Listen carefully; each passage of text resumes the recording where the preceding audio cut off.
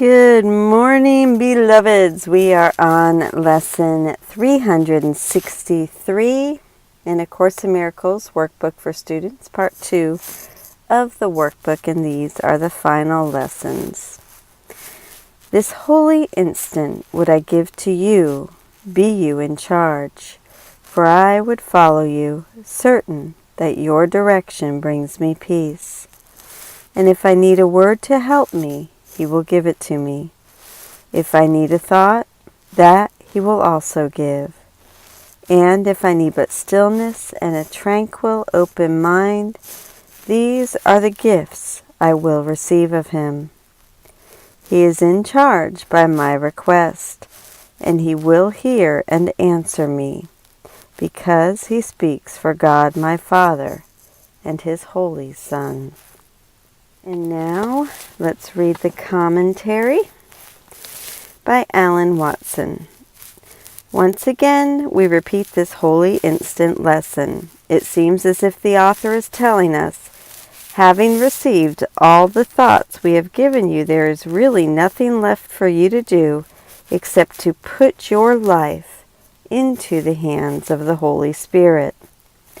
Helen Schuckman, who wrote the first parts of the preface to the Course, sometime after completing the Course itself, the final section of the preface, what it says, was taken down from the same inner dictation as the rest of the books. Said here, the Course makes no claim to finality, nor are the workbook lessons intended to bring the student's learning to completion. At the end, the reader is left in the hands of his or her own internal teacher, who will direct all subsequent learning as he sees fit. That is exactly what these final 5 days are reinforcing, leaving us in the hands of the Holy Spirit for our further instruction. The workbook is a primer, one that is intended to ready us for the ongoing instruction of the Holy Spirit. It serves as a kind of crutch while we are too weak to stand on our own. I sometimes like to think of the workbook as training wheels on our spiritual bicycle. The training wheels are there to keep the child who is learning to ride from falling over. Once he learns to keep his balance, the wheels become unnecessary, while the rider continues to learn to ride his bike better and better, perhaps learning to do wheelies, ride with no hands, or even do off-road dirt bike maneuvers. The learning isn't over when we are done with the workbook. There is much yet to learn. The training of the Course is a mind training. The workbook offers mental training wheels, the structure of daily thoughts, and suggested practice exercises. Its purpose is to initiate us into the Course's form of spiritual practice, which consists of mentally engaging with God, morning, evening, and moment to moment throughout the day. Its words give us something to grasp while we try to form this new habit. In the beginning, it is very structured, and the structure gets fairly demanding. Over time, it eases off in the assumption that we have begun to form the habits it is attempting to impart. Here in the final lessons, the structure is about to fall completely away. The training wheels are being removed. We are left in the hands of the Holy Spirit alone, with no book to guide us. Some perhaps may be motivated enough to apply themselves diligently throughout the entire first year they do the workbook, following the instructions or trying to every day. If indeed one were to do this, a single year would be enough to form the habits of spiritually engaging with God. For most of us, however, once is not enough. This is my 10th year, and I will be going into an 11th year. Yep. I have to confess, at the writing of this book, this next year, 1997, will be, I think, my 9th pass through the workbook. My first took me most of 3 years. Since then, I've done it once a year, except for 1 year I decided I wanted to do something different for a while. I'm a slow learner. As the year ends, I still haven't formed the daily habits the workbook is trying to teach us. Nor have I. Some days I'm better than others. But I've definitely seen progress, so keep on keeping on.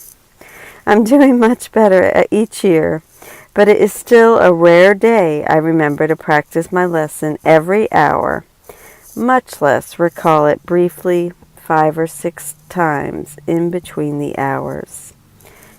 And I can completely relate to that statement. I do have a timer on my phone, and I would strongly suggest that for everyone. At least it gives you a moment in the lesson throughout your busy day. And that is what the practice instructions consist of once we are several months into the book. So I am doing it again, not just so that I can share daily comments with you folks, but because I still have much to learn myself. And I'm doing it again too, but I'm not going to be producing videos. But I do have 2 years worth of videos on my YouTube channel. So if you want to start from lesson 1, you just go to my YouTube channel and search for lesson 1. And there should be 2 videos that pop up. If not, definitely 1. There should be 2 videos for each lesson, but if not, I've definitely done 1. And one's read with me, and the other is I recorded myself. I actually did that for a friend. So, anyway. So please feel free to use those tools. There's so many great teachers out there who have produced videos. I did it. Obviously, what I give, I receive. This has helped me so much, but I think I really need to not to let go of the obligation and commitment and concentrate. Use that time to practice the lessons myself, because I've been doing that for 2 years. I've had commitments, so I'm so grateful for them. And I'll still be reading the text. Although if I take a break, I will get back, so I may be doing it slower than the Course Companion group. I've just decided I needed, I had a lot of family in over Christmas. Not a lot of family, just a lot to do. I've had big changes in my life these past couple months, and I honestly just needed to take a few days off. Okay, here we go. I'll shut up now. So I am doing it again, not just so I can share daily comments with you folks, but because I still have much to learn myself. Yet, even though I don't feel I can take this lesson as fully as it is meant, letting go of the workbook to go on in my private instruction with the Holy Spirit, I can still take it for each time of practice and remembrance through the day. This holy instant would I give to you. Every instant can be a holy one. Let's try to remember today as often as we can. Each time we do, let's give the instant to Him to be made holy, or rather, let's give it to Him for His purposes in recognition that it is holy. As the introduction to this lesson stressed, unto us the aim is given to forgive the world. It is the goal that God has given us. That is the purpose the Holy Spirit has, and each instant given to Him is used for that purpose, forgiving the world. It is our function to remember Him on earth. We remember Him by forgiving. All that we forgave, we will not fail to recognize as part of God Himself. Our brothers are our saviors. Through our forgiveness of them, we remember Him. And now please close your eyes and I will lead us into the meditation for the day. This holy instant would I give to you, be you in charge, for I would follow you, certain that your direction brings me peace. And if I need a word to help me, He will give it. If I need a thought, that He will also give. And if I need but stillness and a tranquil, open mind, these are the gifts that I will receive of Him. He is in charge by my request, and He will hear and answer me, because He speaks for God, my Father, and His Holy Son.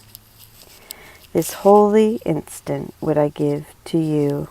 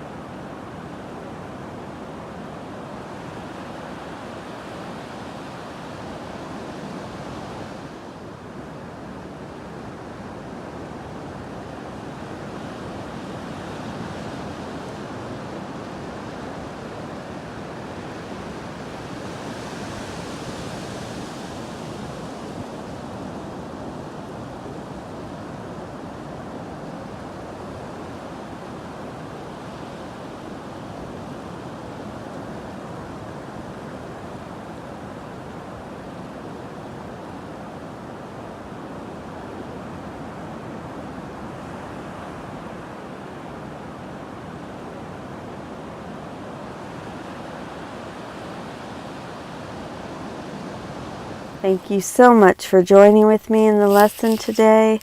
This holy instant would I give to you, be you in charge, for I would follow you, certain that your direction brings me peace. I love you. Thank you for joining with me.